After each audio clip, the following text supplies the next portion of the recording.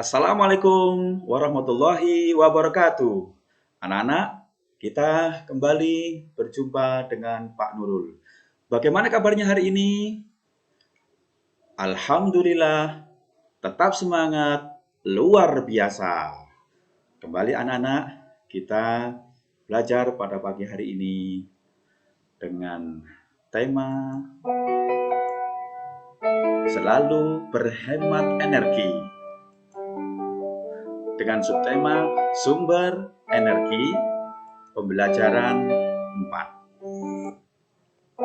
Nah, anak-anak, tujuan yang akan kita dapatkan dari pembelajaran ini adalah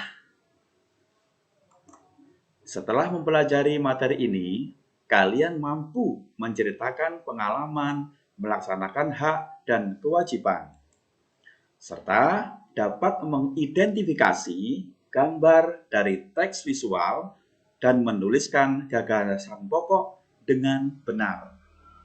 Nah, kalau begitu, apa materi pada pagi hari ini? Yaitu hak dan kewajiban harus dilaksanakan secara seimbang.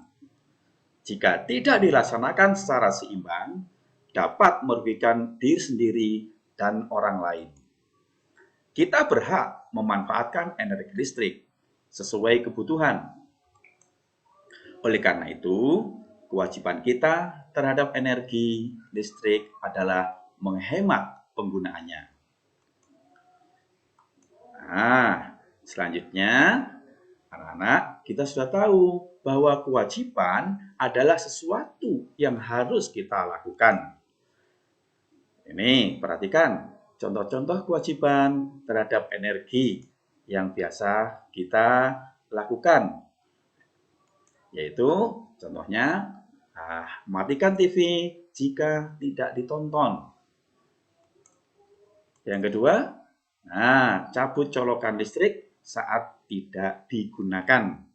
Yang keempat, matikan lampu bila sudah tidak digunakan. Selanjutnya, AC perlu dimatikan jika ruangan dalam keadaan kosong.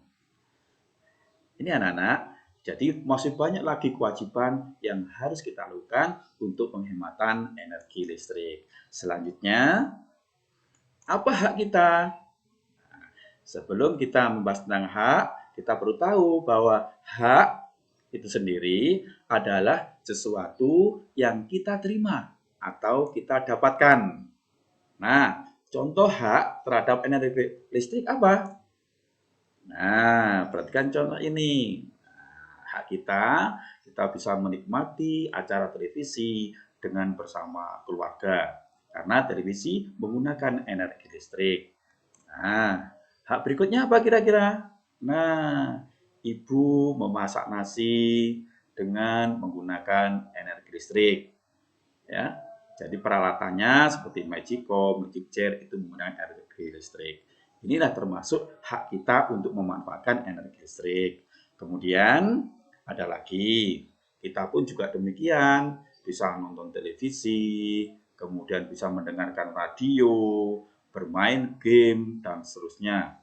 Itu juga menggunakan energi listrik. Yang tidak kalah pentingnya adalah ketika kita belajar, kita membaca, perlu pencahayaan lampu, yaitu menggunakan energi listrik.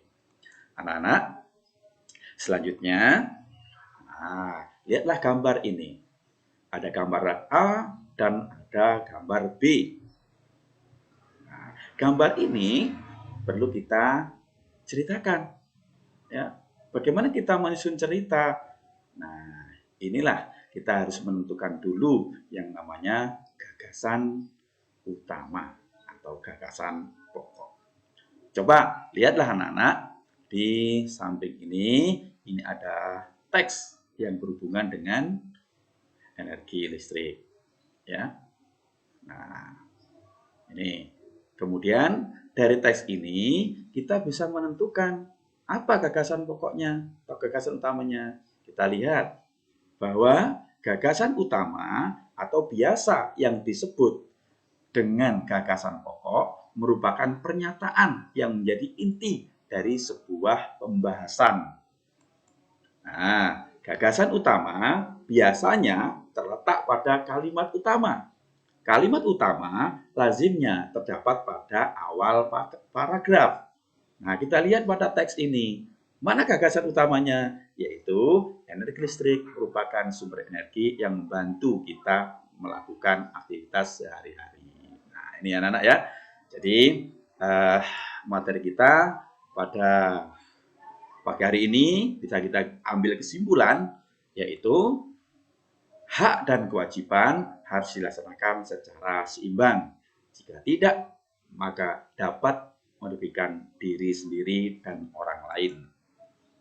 Nah, yang kedua adalah gagasan utama atau biasa yang disebut dengan gagasan pokok merupakan pernyataan yang menjadi inti dari sebuah pembahasan. Nah, anak-anak, untuk memantapkan pembelajaran hari ini, silakan mengerjakan soal evaluasi dengan mengklik alamat di bawah ini. Ya, jadi itu. Sudah anak-anak? Baiklah.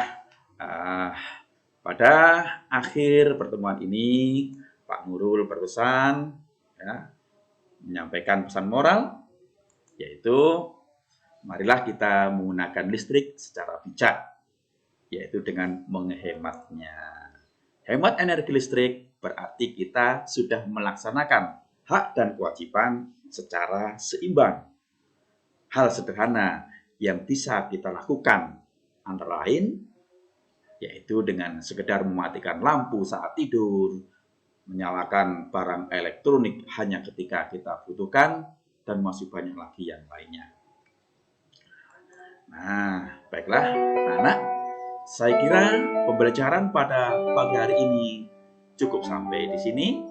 Kita akan bertemu kembali di pembelajaran berikutnya. Terima kasih atas perhatiannya. Assalamualaikum warahmatullahi wabarakatuh.